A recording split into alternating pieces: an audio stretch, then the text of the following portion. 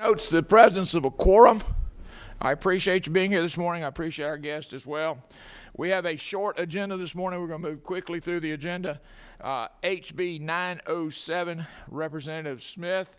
We're working off of LC 471485S. Is that correct? Yes, Mr. Chairman. And very good. Thank you. Chair recognizes Representative Smith to present his bill. Thank you, Mr. Chairman. Good morning, Mr. Chairman, members of the committee. So glad to be with the State Senate this morning in the Ethics Committee. And I bring to you today House Bill 907. And the reasoning for bringing House Bill 907, under the current structure of Georgia law, counties must set a capped amount of T-SPLOST revenue they can collect when they place a T-SPLOST referendum on the ballot. Many of our single county T-SPLOST designated counties, as you'll see in the maps provided to you, these counties have found that due to the unprecedented growth of our economy in the last couple of years, despite the pandemic, they have reached the cap they placed back when they enacted the legislation. My county, Haralson County, and Senator Anna Vitardi's and soon-to-be Senator Dugan's County in particular, reached this cap, which they had set of $12 million as of the end of 2021. The potential revenue loss ranges several $million, estimates from $6 to $7 million. This is a huge amount to small, rural, and to be quite frank, poor counties such as ours in Haralson. You will note also in your map that Murray and I believe it's Walker County are also nearing that cap as we speak. Under the current law, just to give you context, the county could not place a referendum on the ballot for the purpose of raising this T-SPLOST collection cap until May of this year. Waiting until May will result in huge revenue losses. This bill will allow counties to call a special election for T-SPLOST referendum purposes only on the third Tuesday in March. This will allow not only Haralson but other counties, which we have counted at least 40 that are coming up on potentially hitting this cap, to actually raise this cap in the event they have exhausted or near exhausting the cap they had set due to unforeseen growth in revenues, this affects the single county T-SPLOST counties the most. I'll also add in that with the rise of construction costs, a lot of these counties, when they had projected these projects, they had no clue that these costs would increase the way that they have. Just to allow to have any consternation settled here, or to belay that consternation, this bill also has a sunset provision of July 1st, 2024. The county would only be allowed to hold a special election for T-SPLOST ballot referendums in March of 2022, March of 2023, or March of 2024.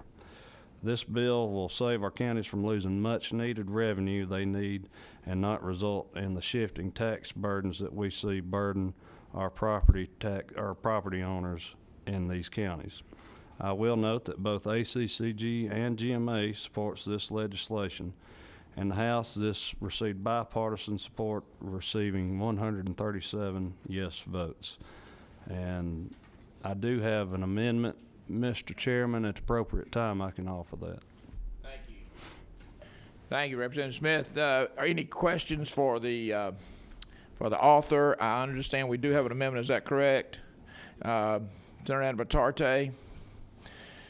I recognize the senator for an amendment. Is that correct? Yeah, we do have an amendment, I think. Would you? Representative Smith has it over there on the desk. Okay. Would you share that with us, please? Just Yes. you pick up that. Just distribute. Is Blaine has it? We'll distribute it to the committee. And Chair will recognize Representative Smith for his to discuss the amendment that Senator Ann Vitarte is sponsoring. Yes, thank you, Mr. Chairman.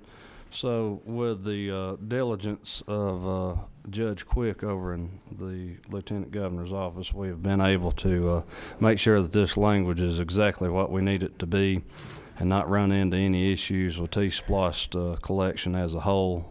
And the proposed amendment would be this, starting in line 17, just to explain, the language that you see in section I there we would put that back in the code section, and all the underlined language that you see there, we are going to change that and create a section II, and it would read as follows: third Tuesday in March, provided, however, that such special election shall occur prior to July 1st, 2024, and present a question to the voters on sales and use taxes authorized by Article 5, 5A, and 5B of Chapter 8 of Title 48. This would also necessitate us going down to lines 25 and 26 where you see the II there. You would change that to a triple I, and in 26 you would change that to IV.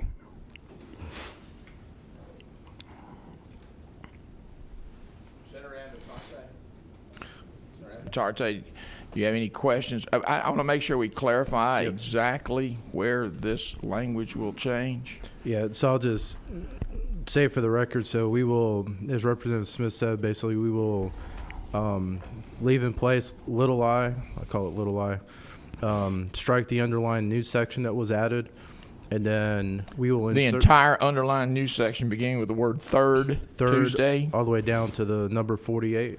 Where it down says to Title the 48. number Title 48. So that entire area that was inserted, you're striking. Is that correct? That's correct, Mr. Chairman.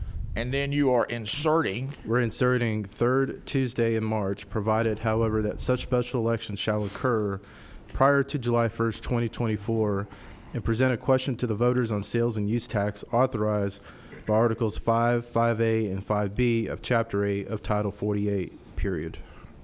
And Mr. Chairman, if I would, this was a scrivener's error here. We would need to add to that amendment. I'm sorry. That's right, semicolon. We would need to add to that amendment. We could still strike through, but what we would do is, if you look in line 22, this is just to show you where we're getting the language from. We would add this to that amendment that you have before you. This is for the sunset provision. Starting in line 22 with the word "that such special election shall occur prior to July 1st, 2024, and present a question to the voters on the sale and use taxes by Articles 5, 5A, and 5B of Chapter 8 of Title 48. I just want to be clear. But we do have that in this language. I just wanted to show you that we had moved that. It's just how we structured the paragraph. Again, for clarification, on line 17, little I, please read carefully from line 17 exactly the way you would like the amendment to be considered. Yes, sir. So in line 17, we would put the language back in there that was struck. And so from line 17, part I would read, the date of and in conjunction with the presidential preference primary if one is held that year. Then you would begin the new section II, Right? and it would read as follows: third Tuesday in March, provided, however, that such special election shall occur prior to July 1st, 2024, and present a question to the voters on sales and use taxes authorized by Articles 5, 5A, and 5B of Chapter 8 of Title 48. And then where you see the II in line 25, you would change that to a triple I. And then in line 26, you would change that triple I to an IV. Thank you. The chair recognizes the whip for a question. I have a question in a second, but I think you need to add a semicolon after the word year on line 18. Is that correct? Yes. I'm not a I lawyer. think I'm you. not a lawyer, but I'm working with it. I think that's Yes. That's, is that Yes, sir. acceptable to the That author? would be Is that correct. acceptable to the Thank author? you, Mr. Whip. you owe me for that. I do. My question may be more of a statement with the ACCG in the room. They're going to probably crawl under the bench when I say this. I'm just not a big fan of these special elections for these kinds of referendums. Lumpkin County is on the map here, obviously. We passed the T-SPLOST, but we did it in a special election with probably 800 voters in an election day. And it cost, I don't know, $40,000-$50,000 for a small county to run an election. I would love to see us, and I'm not going to mess with this bill today, but I would love to see us change our way of having elections on these issues to where they're on a normal election day period and not have a special election just because it's easier to pass something. But did you have that discussion at all in your bill? Because I see this is a committee sub, so you'd already had some previous changes before. Yes, sir. Yes, sir. And I appreciate that and would not necessarily disagree with the whip. However, you have run into a situation. Harrelson was actually one of the first counties to enact this as a single county T-SPLOST designee, and so they got in early. I do not think that Harrelson nor other counties, and there's about 40 in here that would be affected by this, I do not think they anticipated the potential growth within the last 2 years and the chance they would have had an election. Surely if they had anticipated the revenues having shot out of the roof like they have, I think they would have already raised the cap, but those projections were not in line for them to know that, associated also with the cost of material. My home county's in the same situation, but my heartburn is more with staging a special election just for that purpose, because you know this, you're going to have such a low turnout and a huge cost, but we'll move on. But Yes, sir. thank you. Chair recognizes the leader for a question. Actually opposes the whip. I'm still the leader. I'm sorry, I was about to slam the hammer down. Recognize the leader for a question. Yeah, we Sorry, I didn't hear that part. at the appropriate time, Mr. Chair. We have other additional questions. The chair recognizes the distinguished chairman of rules. Look, thank you. Am I on yet? I don't think I am, all right. There you go.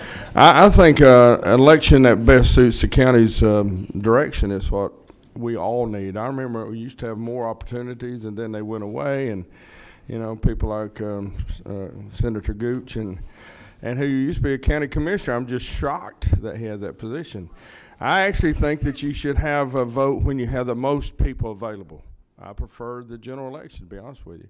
But I know sometimes that don't always suit. In fact, Walker County, theirs didn't balance either. They received more than so they had a special election before it becomes a new tax.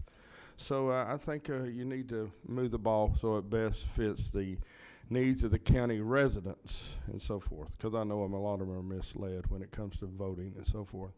So thank you, Mr. Chairman. I just had to put my 2 cents down on it. Thank you. We appreciate the chairman's input. Chair recognizes Senator Avatarte. I just have a quick question for Representative Smith. Both the chairman of Harrelson County and the Board of Commissioners of Harrelson County officially requested for the legislature to do this. Is that not so? That is so. Okay, I just want to make sure that this is coming from, it's on the record that our county, to, I think, the distinguished rules chairman's point, and I think where the senator from Lumpkin County was going. So thank you, Representative Smith. Thank you. Thank you. We have no more questions for the committee. Is there anyone who wishes to provide input or testimony from the audience? The chair sees none. What's the will of the committee? Do pass, Mr. Chair. I have a motion from the leader as due pass. Is there a second? I have a second from Senator Hatch. All those in favor indicate with the uplifted hand. I see 8. That's great. Thank you. All those opposed, same sign. Chair sees none. Congratulations, Mr. Smith. We will get this back over to our rules chairman and move forward. Thank you, Mr. Chairman and members of the committee. I'd like to just take a quick point of personal privilege and introduce Ashley Thomas, who is our new admin. I want you to know she has done a phenomenal job, and she helps us tremendously, and I promise you, she's been here early this morning just taking care of this, and we put this together to make it happen quickly for Harrelson County. We're grateful for that. So if there are no further business, committee stands adjourned.